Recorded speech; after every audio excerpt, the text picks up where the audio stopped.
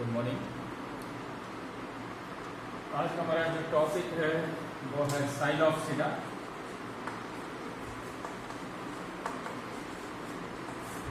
Group साइलॉप्सिडा। कल हमने बताया था, डिस्कस किया था कि एम्स में 1936 में टेरिडोफाइट्स को 4 ग्रुप में डिवाइड किया। साइलॉप्सिडा, Lycopsida, स्नेप्सिडा and Pteropsida.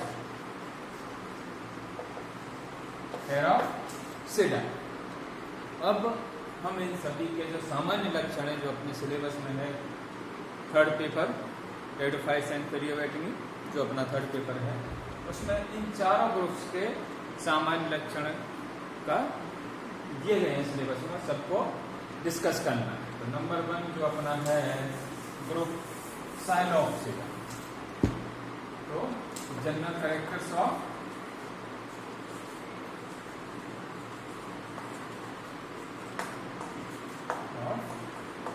साइलॉप्सिडा।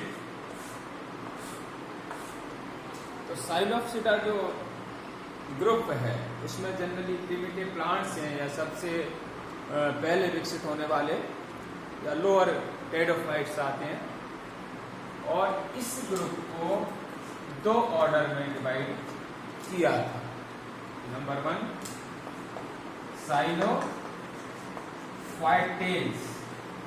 साइलोफाइटेल्स and second जो ऑर्डर है वो साइलोटेल्स। तो साइलोफाइटेल्स उसमें हमारा जो सिलेबस है उसमें है इसका जो पढ़ना है अपन को राइनिया, और इसमें साइलोटेल्स में साइलोटा। 2 मेंबर अपन को या 2 जीन हमारे सिलेबस में है। तो साइलोफाइटेल्स जो ऑर्डर है उसमें जो प्लांट्स हैं वो सभी फॉसिल्स प्लांट्स हैं, फॉसिल्स। और साइलोटेल्स में 2 लिविंग फॉसिल्स हैं लेकिन 2 लिविंग प्लांट साइलोटम एंड मिसिप्टेरिस, ये 2 लिविंग प्लांट्स आते हैं। ठीक, तो साइलोफाइटेल्स में अपने राइनिया है सिलेबस में, इसके साथ एस्ट्रोजाइलम वगैरह ये भी, लेकिन ये सभी प्लांट्स हैं, सिर्फ अपन फॉसिल्स हैं अपने सिलेबस में। इनमें राइनिया है और यहाँ पर अपन को साइलोटम की स्टडी करनी है, दोनों ही अपने सिलेबस में है। साइलोफाइटेल्स में जो राइनिया है या इसके जो जनरल लक्षण हैं दोनों ग्रुप्स के, दोनों ऑर्डर्स के, तो नंबर 1 अगर देखें तो इनकी जो मेन प्लांट बॉडी है, मेन प्लांट ये है स्पोरोफिट। इस तरह की है स्पोरोफिटिक प्लांट बॉडी, ठीक, जो 2 भागों में डिवाइड हो। अंडरग्राउंड अपना जो पार्ट है वो राइजोम कहलाएगा, और बाहर की तरफ जो निकला रहता है हवा में वो एरियल पार्ट है। ठीक है, राइजोम प्रकंद जो जनरली भूमिगत होता है, और ये एरियल पार्ट बाहर की तरफ निकला हुआ होता है, बाहर की यानी हवा में। ठीक है, यहाँ पर जड़ तना पत्ती जैसा विभेदन नहीं है इसमें, इन ग्रुप्स में। ठीक है, यानी साइलॉप्सिडा। तो rhizome and aerial part. Rhizome underground part है जिस पर राइजॉइड्स पाए जाते हैं। क्या पाए जाते हैं? राइजॉइड्स।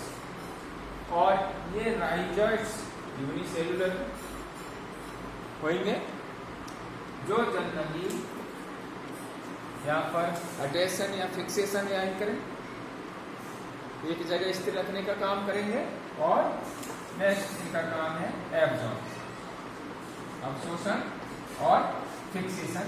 ये दो काम राइजोइड्स के करेंगे। राइजोइड्स यूनिसेलुलर होते हैं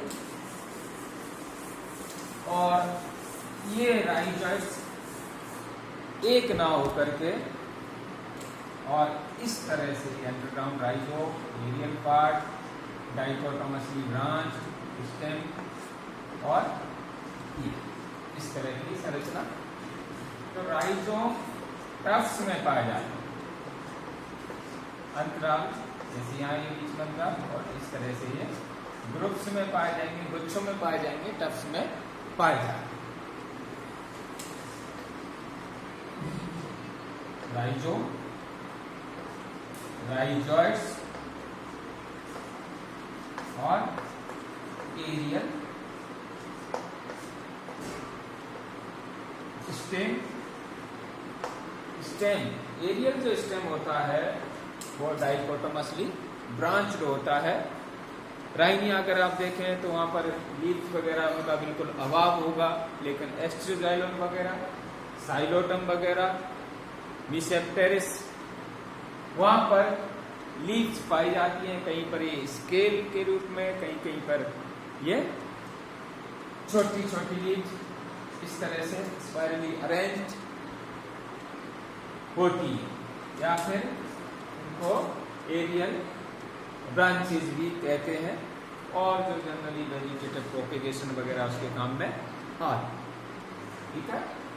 तो यहाँ पर ये डाइकोटोमसली ब्रांच और एरियल स्टेम, इस तरह की संरचना। लीव्स यहाँ पर एब्सेंट भी होती है और प्रेजेंट है। राइनिया वगैरह वहां पर लीव्स वगैरह नहीं होती। साइलोटम में इस तरह से एक्सिस वगैरह या स्केल के रूप में पाई जाएंगी, और मिसेप्टेरिस वगैरह वहां पर इस तरह से चारों तरफ से इसको जो मेन प्लांट बॉडी है उसको ढके रहेंगे। तो ये डिपेंड करता है प्लांट एब्सेंट भी हो सकती है और प्रेजेंट भी हो सकती है। लीफ वगैरह इनमें ज्यादा डेवलपमेंट नहीं हो। एरियल पार्ट ब्रांच होता है, डाइकोटोमसली ब्रांच पार्ट होते हैं जनरली, डेली ब्रांच भी होते हैं, लेकिन ये जनरली डाइकोटोमसली ब्रांच स्टेम।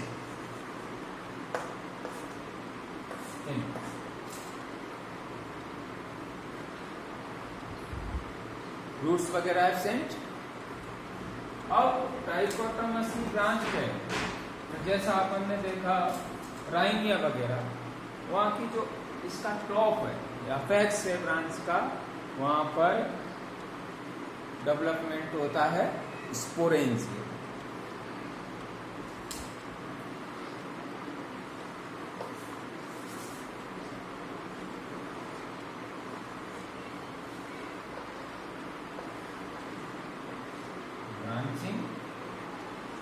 इस तरह से जितनी ब्रांचेस दो भागों में निकल यहाँ पर, और यहाँ पर इस तरह से इनमें ये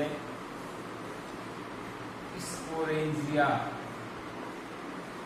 और ये लेटरल ब्रांच या लेटरल अपेंडेज वगैरह ये होंगी स्पोरेंजिया। ये एक स्पोरेंजियम और सभी मिल करके स्पोरेंजिया बनाते हैं। राइनिया में अपन ने देखा स्पोरेंजिया या स्पोरेंजियम, ये सिंगल भी हो सकती है और एक ग्रुप भी बनाती है। जैसे अपन साइलोटम अगर पढ़ें तो साइलोटम में टर्मिनल ना होकर के इस तरह से ये ब्रैक्ट या स्केल कहलाएगा। ये अंडरग्राउंड अपन का राइजोम, और यहाँ पर ये ट्राइलोक्युलर बाई या ट्राइलेक्युलर सिनेंजियम पाई जाती है। इसमें साइलोटम,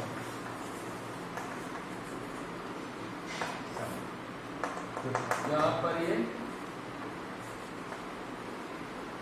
सिनेंजियम कहलाएंगे, और इनराइनिया इसको स्पोरेंजियम,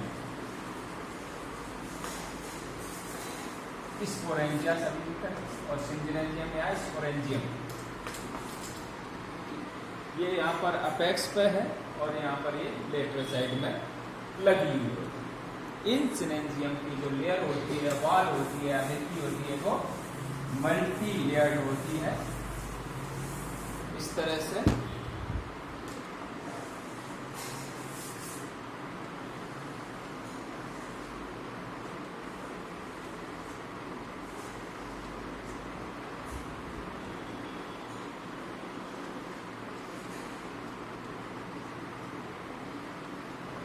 सिनेंजियम और स्पोरेंजियम, इसमें यहाँ पर ये स्पोर्स, कुछ प्लांट्स में स्पोरेंजियम पेयर्स में भी पाई जाती है।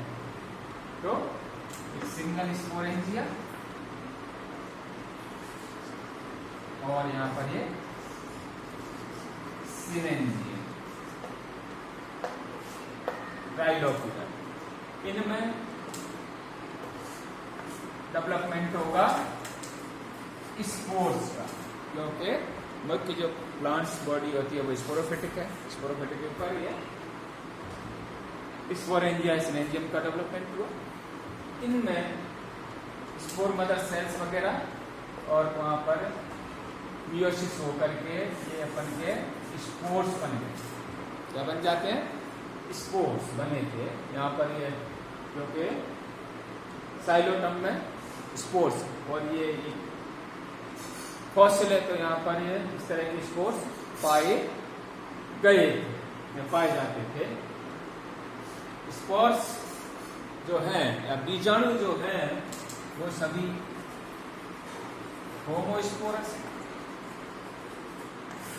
होमोस्पोर्स यानी सम बीजाणु कंडीशंस है। तो सम बीजाणु कंडीशंस में स्पोर्स होमोस्पोरस कंडीशंस है।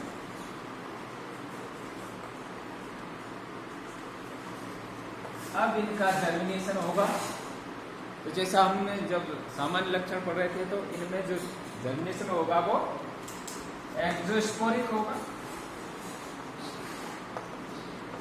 ठीक है, यानी स्पोर वॉल के बाहर हो, स्पोर वॉल रप्चर हो जाएगी, टूट जाएगी और बाहर इसका जर्मिनेशन होकर के और प्रोथेलस बनता है।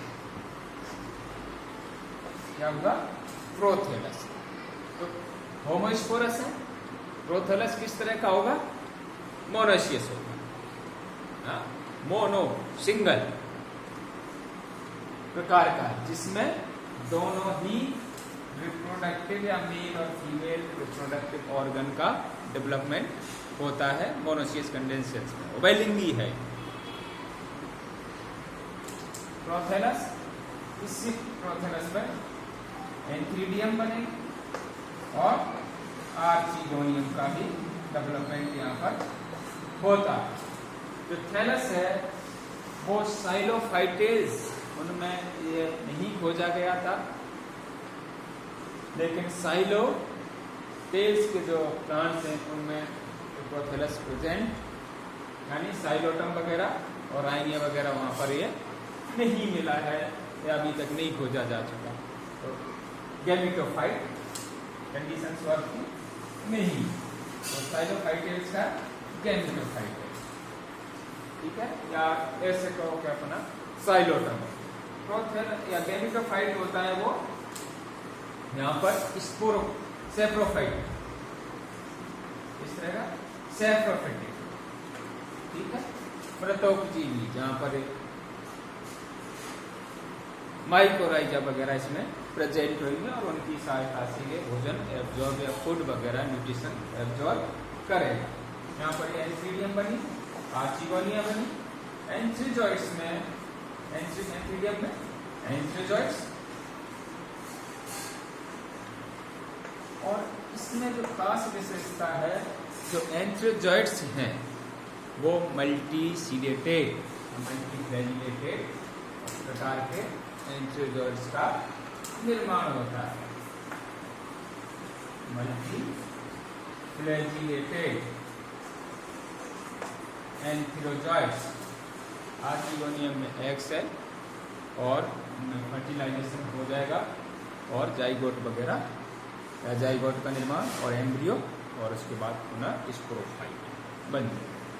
तो यहाँ ध्यान देने वाली बात है कि तो होमोस्पोरस कंडीशंस है, स्पोर्स का जो डेफिनेशन एक्टोस्पोरिक है, गैमेटोफाइट सैप्रोफिटिक प्रकार का होता है और मोनोसियस है ये, यानी एक ही थैलस पर या गैमेटोफाइट पर दोनों रिप्रोडक्टिव मेल और फीमेल ऑर्गेन रिप्रोडक्टिव ऑर्गेन या एंथीडियम और आर्चिगोनियम का विकास होता है, डेवलपमेंट होता है। और एंथीडियम में जो एंथ्रोजोइड्स बनते हैं वो मल्टीफ्लैजिलेटेड होते हैं।